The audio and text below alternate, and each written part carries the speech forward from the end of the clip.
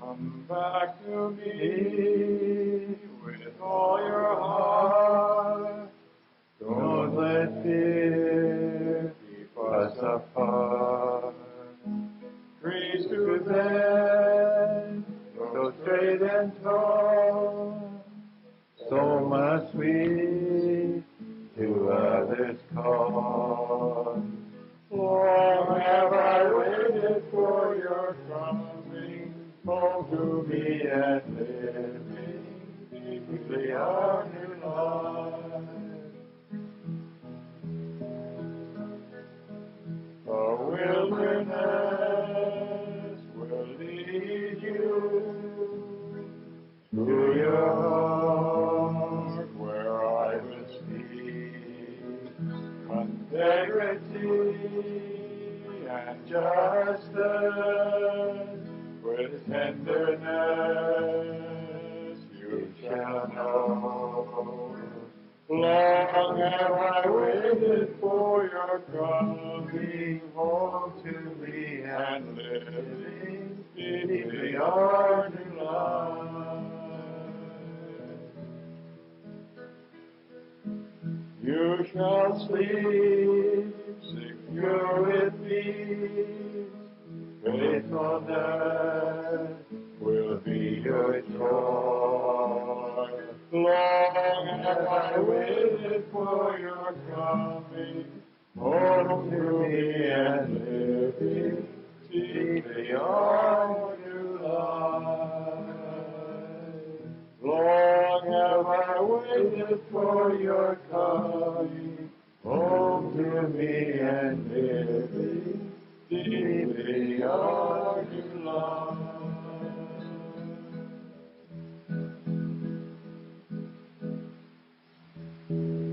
Good and gracious God, we bless you, we praise you, we thank you for the gift of life and of God. We thank you for the gift of our lives and the lives of those who are now, those who have brought into our lives tonight. We thank you for the gift of your Son Jesus. We thank you for your living word and for the gift of your Spirit. We ask you to open our hearts to receive you more deeply into our lives, this beautiful, solemn, and joy-filled season tonight, and also to allow us to get closer to you. Give us openness of heart and openness of mind. We ask this in Jesus' name. Amen.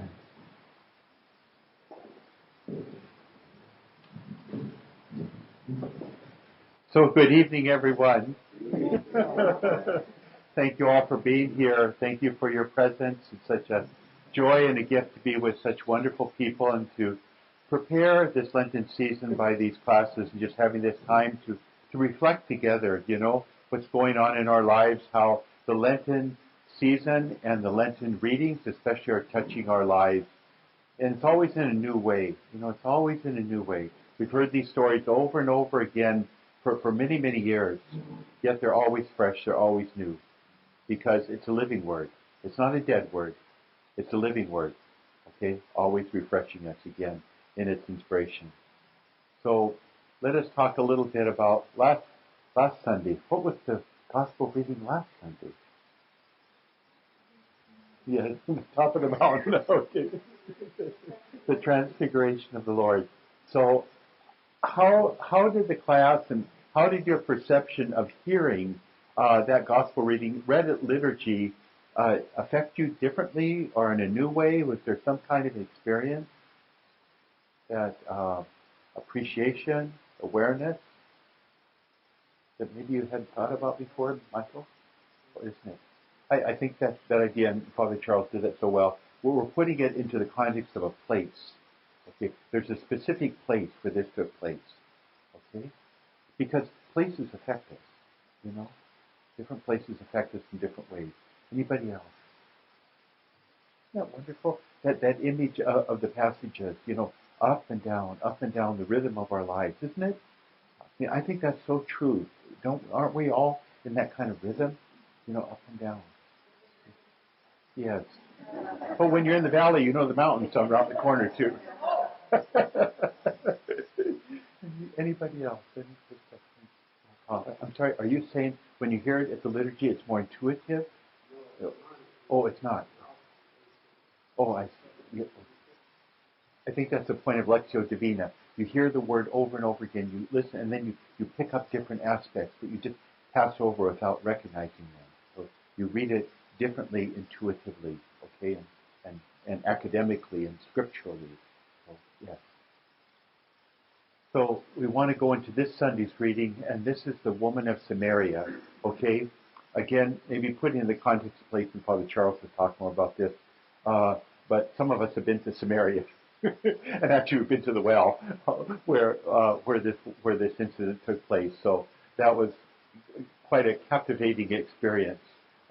Samaria is a restricted zone in Israel. You're not allowed to go in there. We were able to bribe the guards to get into Samaria, and we went in there and we went to the well. So I don't want to dwell on this too much, but we are talking about a specific place. Okay, the church there that was Greek Orthodox, wasn't it? It's run by the Greek Orthodox, and it is a well. And maybe just a few contexts. So the priest that was there put the bucket down in the well, and it was a very, very deep well. It's a little well this big, and there's a little hole there, and you drop the well there, and you could hear the bucket go down. It took a long time before it hit the water, and then it hit the water. We drew the water up, and we got it, and there was something about that water. It was cold, and it was so refreshing. We drank the water. I don't think I've ever drank water like that before in my life, and I'm not saying that just to make a point. I really think there was, and I think the others will attest this too. And then I took the water and I poured it on myself a little bit, and it was incredibly refreshing. The only way I could describe it is, it was like living water. It really was living water. It was different. Bill, what about you? Did you? Am I? Yeah. Peggy, what about you? Oh, but yeah, Yvonne and Mike, Francisco, you want to comment on that? Can I mention? Samaria is a conflicted place. In fact, the priest there said the priest, I think, had been shot before, murdered, but by the people there because there's such conflict there, and he was afraid. I think he mentioned, well, I'm probably going to be murdered too. I mean, a very, very conflicted place. So it is kind of a place of conflict, and maybe this is very characteristic of this woman as well. So we're going to change things around a little bit. I'm going to read my poem first, and Father Charles is going to give the major teaching. So I have this poem, and I kind of took an inspiration from this little book that I found, Soul's Ease. I happened to find this in a youth bookstore down in Huntington Beach, I think. And I didn't think too much of it, and I picked it up. And it's by a Presbyterian minister who wrote this. He's passed away. He's from Pomona. And he just wrote some beautiful stuff. I'm not going to read you this whole poem, but I just want to read a little bit that gave me the inspiration for this poem that I wrote, okay? So it's on the context, we think of Jesus at the well, and we kind of center in on Jesus a little bit, but his point is, well, what about the woman? What's her story? And we never hear things about many years after the event, like the man born blind or other things. You hear the story, but what happened afterwards? 2 or 3, 5, 10 years ago, how was this person changed? So I just want to read you just a little bit of this poem. It's called "The Woman at the Well." So she's an older woman now, okay? And she's talking to her little grandchild. "Auntie, please tell me the story again of how you met the man down by the well. You never seem to tire of hearing it, Hannah. I cannot forget it either, for it meant new life for me. I was not a very good woman, dear, though some people thought me worse than I probably really was, but 5 men had married me. You must have been good looking, Auntie." "Oh, that was the trouble, my dear. Well, you see, I was married 5 times and divorced. Left alone, I had nothing to live on, so when another asked me to be their housekeeper, I just consented. But he didn't want to marry me. It hurt me to live that way, but what was I to do? Other women were not friendly or kind to me because of this. And finally, I got so I wouldn't go with them at all. And when they went to the well for water, I always left after. I always left before. One day, I had been thinking it all over, and I was really feeling bad about things, and wondering if they could somehow be changed. And seeing there was no way out, when the other woman had come back, I started down the dusty, tiresome road with a water jar under my arm. I was thinking hard all the way, and I looked down as I walked, so that it gave me quite a start when I saw a man sitting there by the well. I saw that he was a Jew, so I was sure that he wouldn't speak to me. And then I looked down, and then because he looked down on us also, but there was no contempt in his eyes. His eyes, oh, Hannah, they were like the deep-welled secret that was held in my eyes. Auntie, please go on. What did he say to you? He didn't say anything at first. He just looked at me, not seeming to blame me, though I was blaming myself.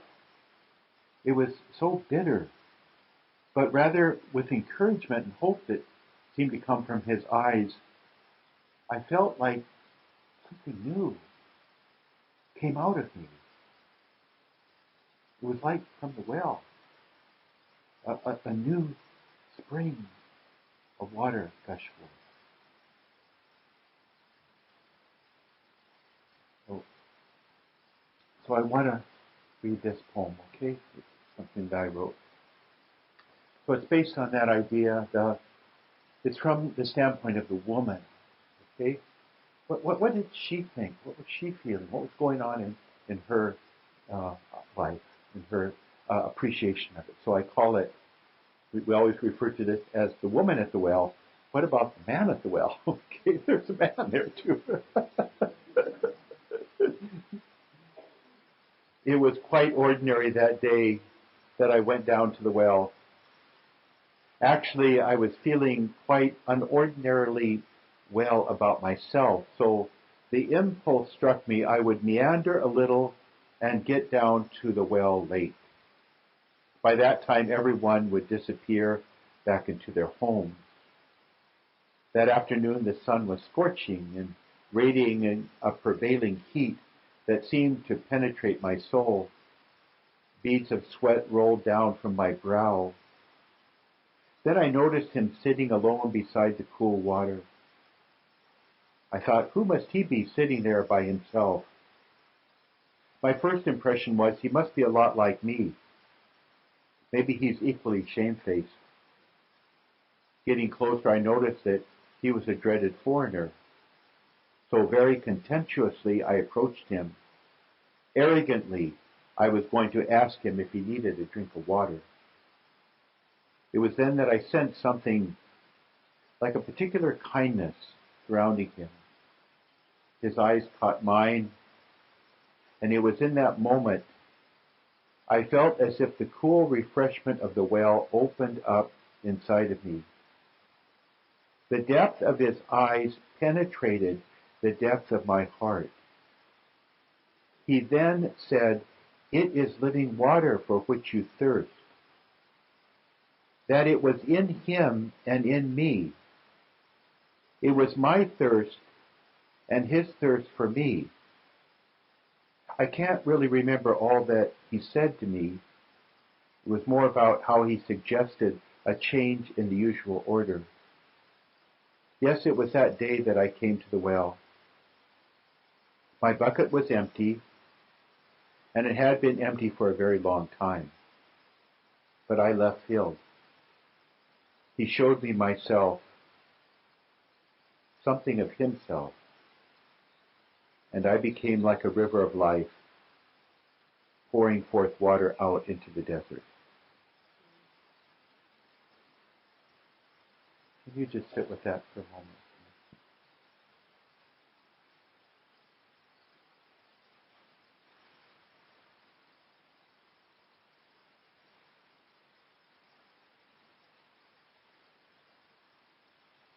I want to add another little prayer here. So just, loving God, we pray that you just pour forth water into everyone's heart here. Just living water, refreshing them, anointing them, forgiving them of any kind of offense, any kind of idea that they holding on to. Let it be like water.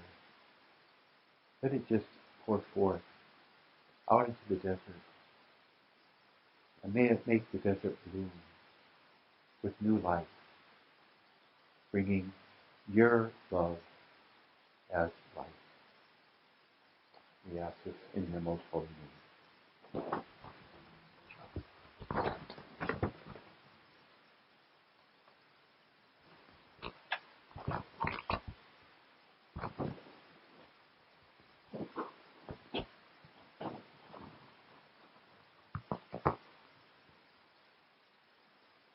Well, well. Well done. Oh, well. That's a poem for you. Thank you. We decided we'd switch things this evening to just give a different way of approaching the Word. Instead of giving you an academic introduction and all of that, just immerse into the feeling of the Spirit flowing through these words, because these are not just historical words or poetic words. This is God's living word, living water. So thank you so much, Father Mary. My job is to provide information. And I'll do the best that I can. For anybody who's here for the first time, second, or third time, welcome. Just to give you a panoramic view of the entire universe first in about 20 seconds. So we're talking about the Bible, and the Bible is how many books? And how many in the New Testament? 20 out of 72. Flip it back and forth. And the Bible is, for Christians, God's living Word. Okay, it's God's living Word. It's so important to remember that. Anything else that we learn about it. And the New Testament in particular is what we concentrate on as Christian people, but not to the exclusion of the Old by any means at all. And we divide the New Testament, these 27 books, primarily into four books of one variety, and those are called Gospels are spiritual biographies of Jesus. Okay? There have been attempts over the last 2,000 years to synthesize and to harmonize all of these very separate Gospels, each produced by a distinctive community and has a distinctive kind of prismatic view of Jesus, and these harmonizing effects have really not worked out at all.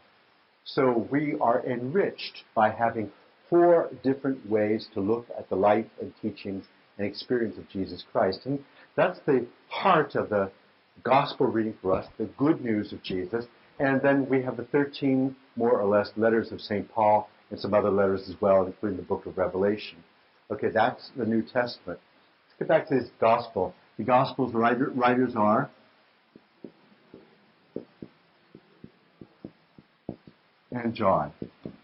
In the Catholic Church, especially since the Second Vatican Council in the 1960s, we have made a conscious and conscientious effort to incorporate the Gospels in a particular way and to arrange a sequence of readings that begin in our liturgical year in the Catholic Church, and other mainline Protestant churches as well, begins with Advent, the first Sunday in preparation for Christmas, and then ends the following November at the Feast of Christ the King.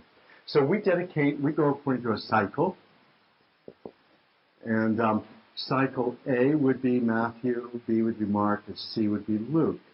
And that means for that given year, we just focus on a complete meditation on that particular evangelist and his view of Jesus. Okay? So Mark presents Jesus, and Matthew presents Jesus as the person who is the fulfillment of everything the Jewish people ever wanted and hoped for and dreamed about. Jesus is the fulfillment of their most wonderful and precious dreams, especially if you're Jewish. So Matthew has Jesus as a Jew. Okay? In Mark, which is the first and the shortest of the Gospels, we have it's almost like a telegram. It's so fast, it's breathless. And he's really to provide the kind of a skeleton for the other writers that came after him. And here, Jesus is projected in two ways: as a Messiah, okay, and then also as the one who suffered. His suffering, his passion, death, and resurrection. The suffering servant. That's Mark. And Luke gives us this wonderful. Luke is Jesus as the compassion of God. Okay, it's all this wonderful, compassionate, and also he's a Jesus who's inclusive.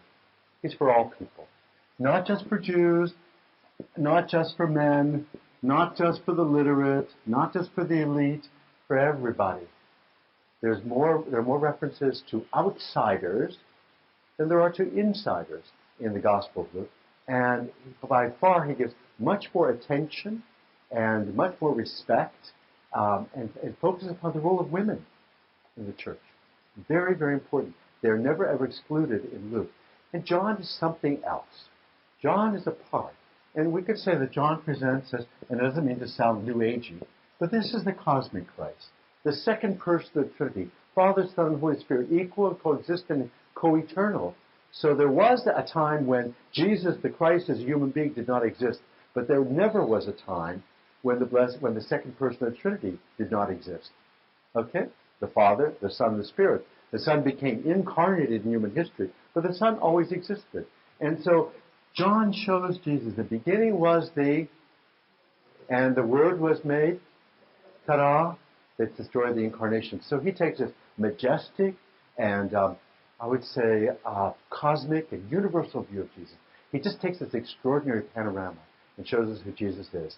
So as I mentioned, we show these different readings throughout our liturgical cycles, and we give a special meditation upon them. This is supposed to be the year of Luke, and we started out pretty well in our Lent with the first and second Sundays with stories from Luke, but something happened on the way to Easter, and Luke is going to go bye-bye. Okay? We'll see you later. We'll see you on Palm Sunday. The season of Lent was meant to be a season of preparation for people who were to be baptized in the Christian faith. Okay? And then as Christian faith became Christianity, a broad culture in which almost everybody was baptized at birth, it took on a much more penitential tone. So it is to be penance, reformation of life, conversion, and then also baptism. And people don't think about baptism because they think, well, they're all babies when they come to it. Not so anymore. And parishes, particularly like our own, which have a large number of people coming into the church as adults, these reflections then for the third, fourth, and fifth Sundays of Lent are extremely important because Lent was this season in which the catechumens, those never baptized, candidates, people previously baptized but in other Christian denominations, in the early church, they would come every single week and they'd get instructed, and they were expected to memorize everything they learned. I won't ask if that happens today. They were expected to memorize all their prayers, and they had to know the creed by heart. I won't embarrass anybody, including myself, by asking if anybody knows either the Apostles' or the Nicene Creed by heart. There will be no tests, so don't worry.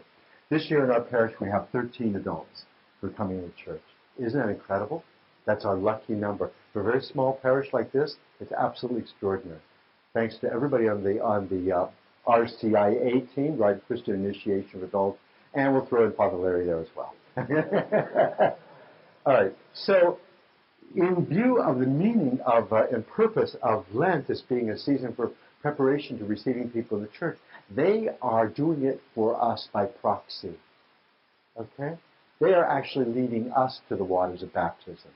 You know, by their experience of faith, by their coming closer and closer, we get to relive our own baptism, or claim it for the very first time, some of us, in a long time, or maybe the first time in our lives. So these readings will all be based on with attention for people who are coming to the church and for ourselves, because we will renew, we will make again, as if for the first time, our own baptismal vows which were made for us by our godparents. So the readings shift from Luke to John, okay? And they provide three specific experiences of people who have come closer to Christ in one way or another. So this reading is the woman at the well. And the theme is water. All right? Christ as the living water. Next week will be the man born blind. And it will be on the whole sense of light and sight. Okay? Christ is the light of the world. He is the source of our true vision. It is only through Jesus Christ that we come to know the Father as Christians. He reveals the Father to us. And the third one is the raising of Lazarus from the dead. Jesus is the Lord of life itself. Living water, light of the world, the source of all life. Okay, that's our panorama, and that's our positioning in terms of the Scripture itself. Any questions at this point before I instantly and magically erase everything? Chris.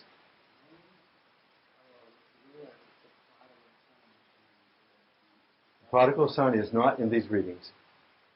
Not this year. It might be in year C, but we're flipping over to year A, just for these 3 weeks.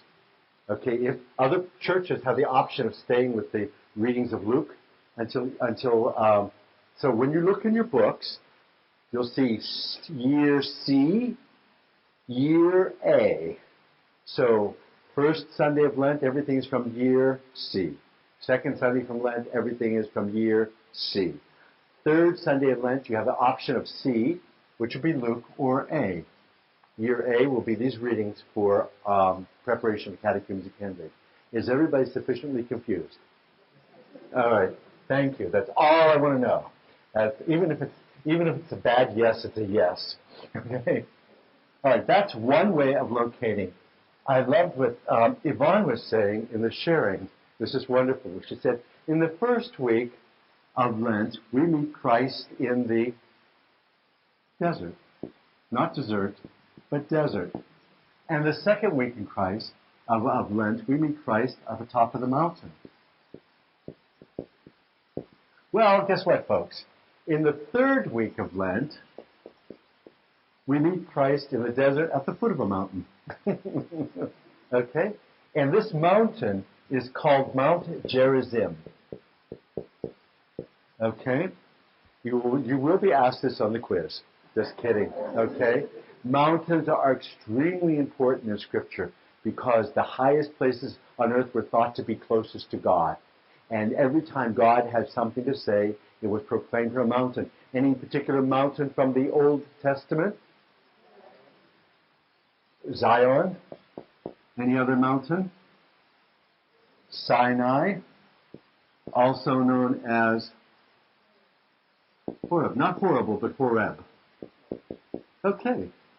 Any Gerizim in their mountain? Not in the Hebrew Bible. No.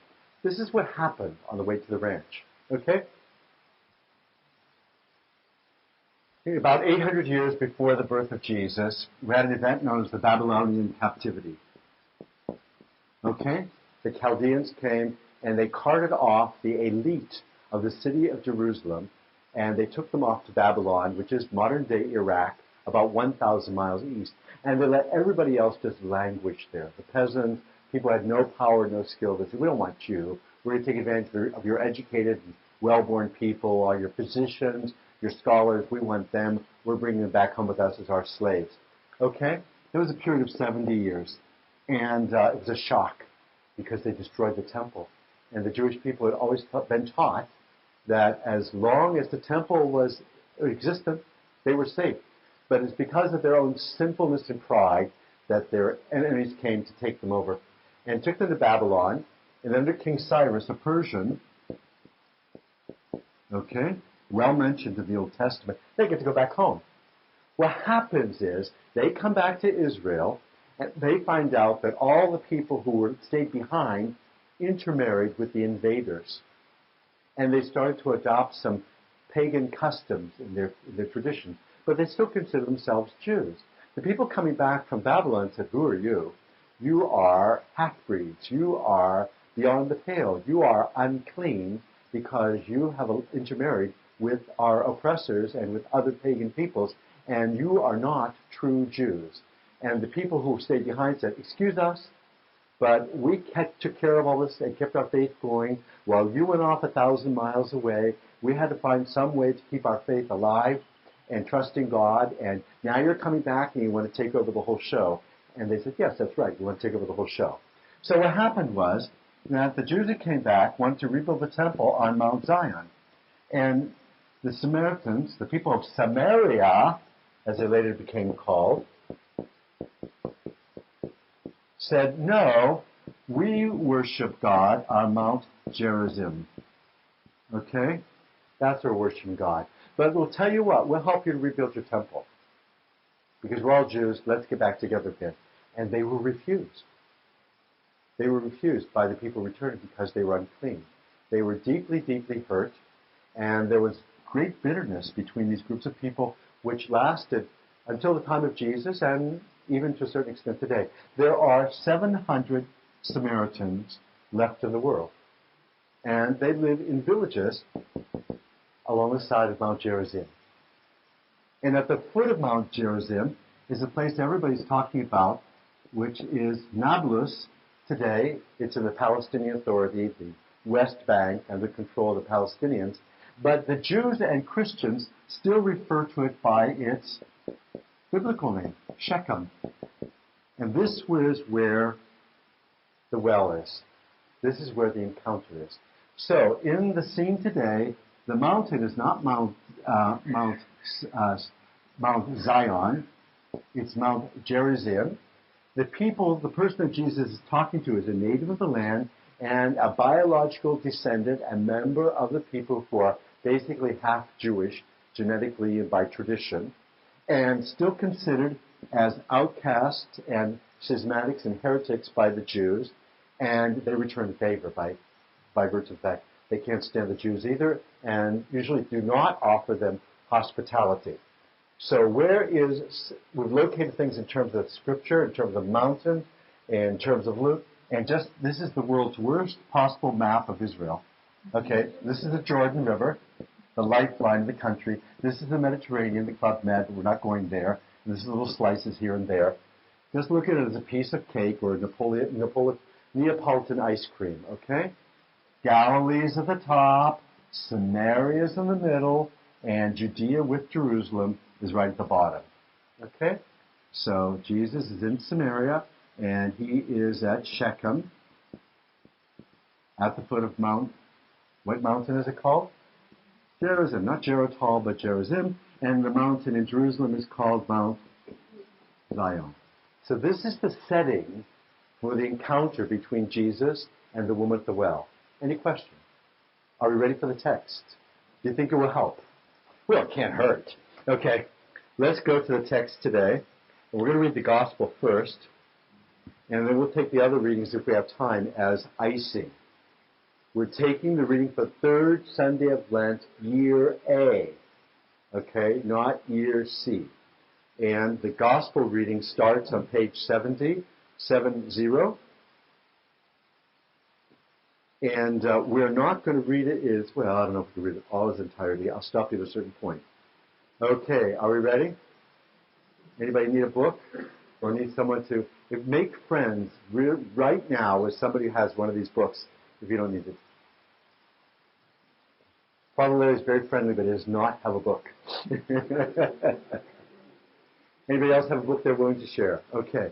The text is from the New American Bible. It's the text that's used in the Catholic Church of the United States for our reading. It's the exact same text that you'll be hearing on Sunday. Are we ready together? Okay. The Gospel according to John. Glory to you, O Lord. Together, out loud. Jesus came to a town of Samaria called Sychar, or Shechem, near the plot of land that Jacob had given to his son Joseph. Jacob's well was there. Jesus, tired from his journey, sat down there at the well. It was about noon. A woman of Samaria came to draw water. Jesus said to her, "Give me a drink." Samaritans had gone out to buy food. The Samaritan woman said to him, "How can you, a Jew, ask me, a Samaritan woman, for a drink?" For Jews use nothing in common with Samaritans. Jesus answered and said to her, "If you knew the gift of God and who is saying to you, 'Give me a drink,' you would have asked him, and he would have given you living water." The woman said to him, "Sir, you do not even have a bucket, and the cistern is deep. Where then can you get this living water? Are you greater than our father Jacob, who gave us this cistern and drank from it himself with his children and his flocks?" Jesus answered and said to her, "Everyone who drinks this water will be thirsty again. But whoever drinks the water I shall give will never thirst. The water I shall give will become in him a spring of water, welling up to eternal life." The woman said to him, "Sir, give me this water so that I may not be thirsty or have to keep coming here to draw water." Jesus said to her, "Go, call your husband and come back." The woman answered and said to him, "I do not have a husband." Jesus answered, saying that you do not have a husband, for you have had 5 husbands, and the one you have now is not your husband. What you have said is true. The woman said to him, "Sir, I can see that you are a prophet. Our ancestors worshipped on this mountain, but you people say the place to worship is in Jerusalem." Jesus said to her, "Believe me, woman, the time is coming when you will worship the Father, neither on this mountain nor in Jerusalem. You people worship what you do not understand. We worship what we understand, because salvation is from the Jews. But the hour is coming, and is now here, when true worshippers will worship the Father in spirit and truth. And indeed, the Father seeks such people to worship him. God is spirit, and those who worship him must worship in spirit and truth." The woman said to him, "I know that the Messiah is coming, the one called the Christ. When he comes, he will tell us everything." Jesus said to her, "I am he, the one speaking with you." At that moment, his disciples returned and were amazed that he was talking with a woman. But still no one said, "What are you looking for?" or "Why are you talking with her?" The woman left her water jar and went into the town and said to the people, "Come, see a man who told me everything I have done. Could he possibly be the Christ?" They went out of the town and came to him. Meanwhile, the disciples said to him, "Rabbi, eat." But he said to them, "I have food to eat of which you do not know." So the disciples said to one another, "Could someone have brought him something to eat?" And Jesus said to them, "My food is to do the will of the one who sent me and to finish his work. Do you not say in 4 months the harvest will be here? I tell you, look up and see the fields ripe for the harvest. The reaper is already receiving payment, gathering crops for eternal life, so that the sower and the reaper can rejoice together. For here the saying is verified, that one sows and another reaps. I sent you to reap what you have not worked for. Others have done the work, and you are sharing the fruits of their work." Many of the Samaritans of that town began to believe in him because of the word of the woman who testified, "He told me everything I have done." When the Samaritans came to him, they invited him to stay with them, and he stayed there for 2 days. Many more began to believe in him because of his word, and they said to the woman, "We no longer believe because of your word, for we have heard for ourselves, and we know that this is truly the Savior of the world." The Gospel of the Lord. Let's take a deep breath. That's a long reading, isn't it? Okay, so Shechem is also known as Sychar. Sychar. Okay, Has the introduction helped you to place this? Get a better picture. What was the woman's name?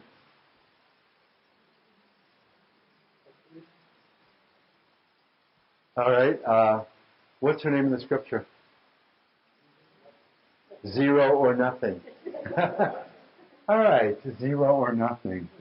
This is zero. None. Okay. And what's her name by tradition? Fotini. And it means the one who bears light. And in the Eastern churches, which is, say, Eastern Catholic and Orthodox churches, she is a saint. And by tradition, she was the one who brought the faith to the Samaritan people. In the time of the community of John, not many Jews converted to the way of Jesus, but many non-Jews did. And a great number of Samaritans became followers of Jesus, became Christians. So one of the purposes John has in this gospel is to show all Christians how necessary it is to incorporate everybody into the invitation of Jesus, including our historical and traditional sworn enemies. In the Eastern Church, she has a title, and her title is the one who is equal of the apostles. Equal status with the apostles. In the Western Church, we celebrate the 12 apostles, but in the Eastern Church, they also celebrate 12 women saints, who are the female counterparts of the apostle by tradition. That's not bad, is it? Okay? Mary Magdalene's one of them. Anybody else you can think of? I don't have their name. I'll have them for next week. So it's very interesting that this is part of the tradition. And Phos means light. She's the one that brought the light of Christ to her own people and evangelized them. Okay. Did you notice a section in this story that seemed really wacky? Like, what are we talking about here? Anybody notice it?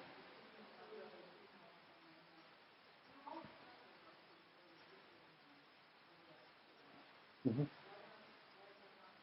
Well, the great geographic distances between East and West and many local traditions and cultural traditions arose in both places in the world. Okay? And because the Greek and Latin were not, you had to learn one or another. It would be like learning Mandarin and learning English. And it was very difficult.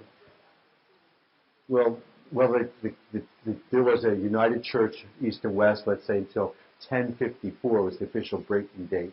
But there was always a breaking apart, differences all along. And these regional, cultural, and historical differences existed from the very beginning. But they were not considered the same way in the West. Remember, the Roman Empire was falling apart, after about the 5th century, while the Byzantine Empire continued to flourish until the year 1453. So the West was a scattered culture, and Christianity was maintained in monastic communities and spread to people living in rural, agrarian, very largely reduced. There were not these great cultural centers. They were gone. Rome was kaput. Does that help you at all? All right. Other questions or comments at this point in time? And the section that doesn't fit in this whole part here, I went over reading. Look at the bottom of page 71, and it starts out, really perfect. It's a wonderful segue. It starts out with the word meanwhile. Meanwhile, the disciples urged him, Rabbi, eat. For a Jewish mother, eat. You're getting so skinny. You don't love me. Here, eat. You're wasting away. Okay? That whole section has nothing to do really with the rest of the story. And then often happens in the scriptures, well, there'll be these little asides. It's like a cut and paste job. And you wonder, what the heck? Where did this get in here? And sometimes there's little tail ends of even scriptures that we hear on Sundays. It's like, well, that's very interesting, but I don't think it has anything to do with anything. They're freebies, okay? It's like something else you found in the cereal box. It's not going to hurt you, but it is not essential to the meaning. The essential meaning is this encounter between Jesus and the woman of the well. She has a name, and what can we tell about the unfolding of this story? Is it all at once? I'm now going to become a follower of Jesus? She was contentious. She gave him what for. Okay? So, there is, we can see it as a series, some people point out, ingeniously, so I'm going to steal their material, that we can see 6 separate stories. That's almost like a tongue twister, isn't it? 6 separate encounters in this story. They're like little couplets, as they're called. And maybe we can go through them just to see the structure of things. Is it okay with you that we do this? Okay. Now, I'm not going totally into the meaning of things. First encounter. Jesus says, he initiates, give me water. Okay? That's number 1. Give me water. And what does she say? Get it yourself? No, it's the first thing she says. How can you, a Jew, go ahead, can you find it in the text? In other words, who are you? Excuse me, who are you? All right, so she is recognizing the border or the boundary between them. Jesus is Jewish. What else? He's a man. What else? Anything else? A foreigner, outsider. And he's talking to her. Excuse me, how dare you? He's talking to her. He initiates a conversation. He broke 4 rules right away. How could they tell he was a Jew and she was a Samaritan? Because they wore distinctive clothing.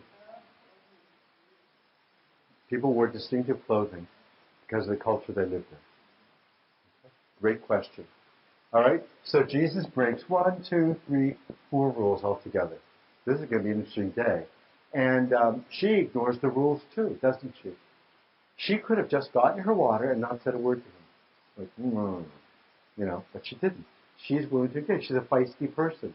Okay. Secondly, Jesus says, I will give you what kind of water? Living water. And she says, okay, give me some. Can you locate that in the text? What does it say then? What are the exact words? Give me a drink. All right. Sure, you do not even have a bucket and the cistern is deep. Where can you get this living water? She's very practical or impractical.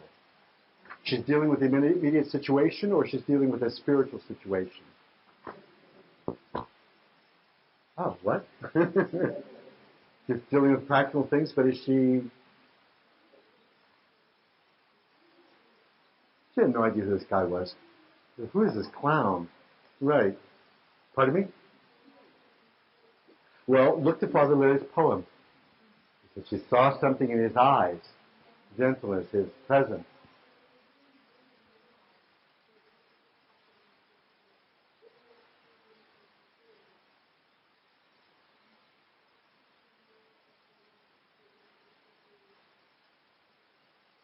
How could she know what was going on? I'm repeating your question. How could she know what's going on? Probably she doesn't know what's going to hit her. Maybe Jesus had a plan. Do you think he might have gone there purposely with the intention of encountering this person? Is that in the realm of possibility? We can put a lot of things into the story that aren't there. Okay, so he has a purpose. He's going to lead her into somewhere she's not ready. She's not ready to know what's going to happen. So she says, give me a drink. And he says, I would have given you living water. She says, okay, give me some of that stuff. Okay? And then the third encounter. Go tell your husband. Husband. And what does she say? I don't have a husband. Wasn't that assumption that he made?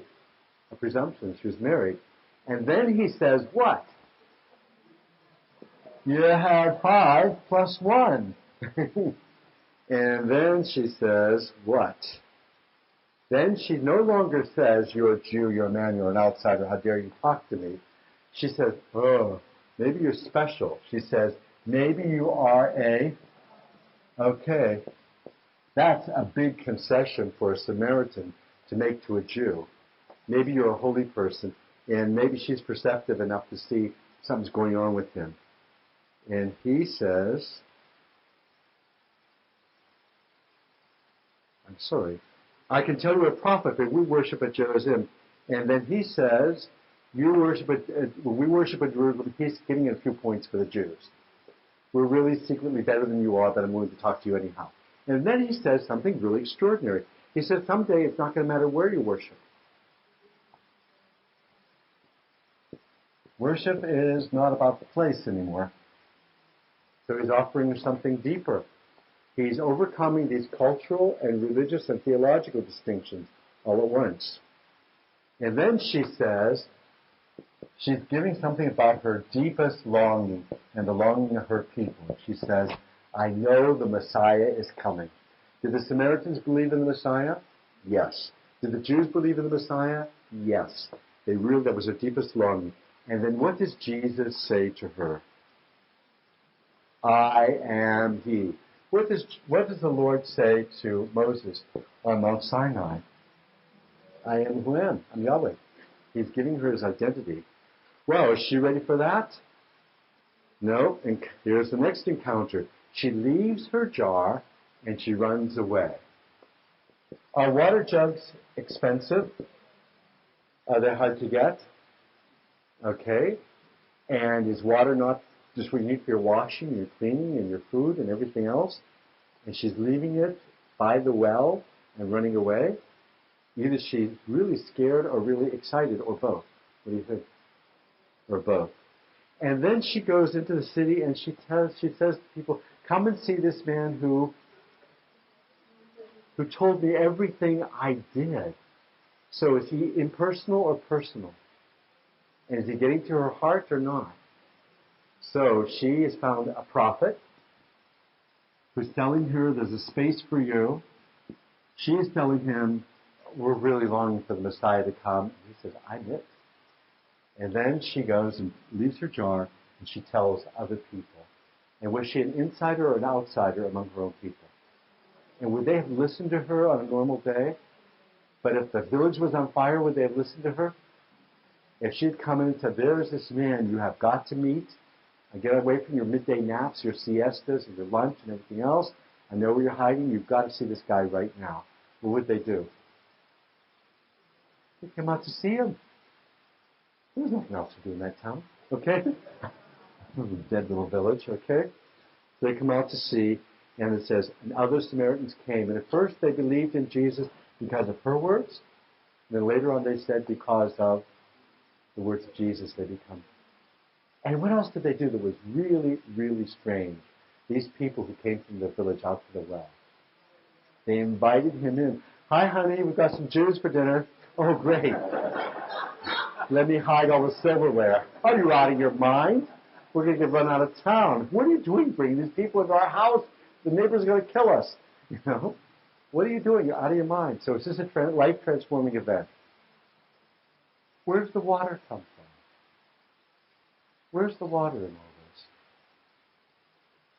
Just flowing and flowing and flowing. Okay? It's unrestricted. You know?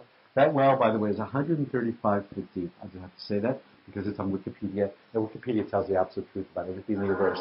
Okay? And it is fresh and clear and wonderful, wonderful water. There's no doubt about it. And he offers it to it, offers it the water of life. What do you think about this encounter? So you can think about your own lives, our own lives, and our own encounters with Jesus. In times that we've really given the Lord attitude. Is it okay to have this kind of confrontation with God in our lives? Is it irreverent? Is it blasphemous? Is it horrifying? Is it shocking? Why not? Because what? It's a way to get to know God. It's called being honest. All right? So many times we are taught to live on a level of piety, reverence, and respect, and then we just end up rehearsing our lines. But at some point in every person's life, if you're going to claim the Christian faith in whatever tradition in which you worship, whatever lights that are cast upon you inwardly or outwardly, you've got to have a direct experience of God for yourself. Not you, we, you and me. And that means we just present ourselves exactly the way we are. So have you ever been ticked off at God? All right, have you ever said that to God? You're all going to hell. No, you're not. You have a chance because God can take it. What God could never take. Jesus never, ever, ever pushed people away from him who confronted him, who came to him out of honesty, no matter how much they disliked him, or hated him, or reviled him, as long as they were honest. The people who really gave lip service, he had no use for whatsoever. So there's no reason not to be honest in our relationship with God. If you're having a bad God day, say it. God, I don't know who you are or where you are, but you didn't show up today. I'm mad at you. Somebody asked Mother Teresa once, do you ever feel like you're married to God? And she said, yes. And sometimes he can be a really difficult husband. So this is a challenge to us to enter into a deeper engagement with the Lord. Blessed be God. Thank you.